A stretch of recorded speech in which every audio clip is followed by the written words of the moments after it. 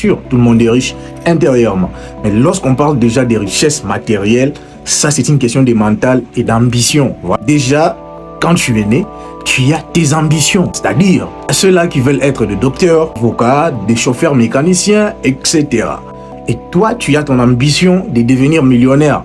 On ne peut pas aller au-delà de notre ambition. On peut avoir plusieurs possibilités de devenir riche. Mais lorsque notre ambition est limitée, on ne les devient pas.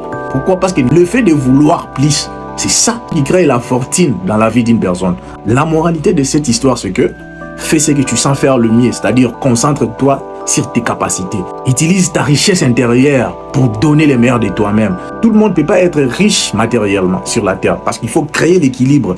L'équilibre qui va faire que il y a ceux qui vendent des légumes, ceux qui nous vendent la viande de porc, ceux qui nous vendent les chaussures. Et ça doit être comme ça parce que si tout le monde est millionnaire, mais qui va servir qui?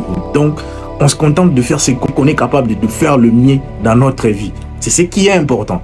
Imaginons quelqu'un qui dit aujourd'hui, non, je vais être un militaire. On ne peut pas lui en vouloir parce que c'est son ambition. C'est pour ça qu'il est né. C'est la chose qu'il sait faire le mieux. Voilà pourquoi il doit y aller. Et toi, tu vas dans, tu lui restes ici, deviens un entrepreneur. Non, ça marche pas.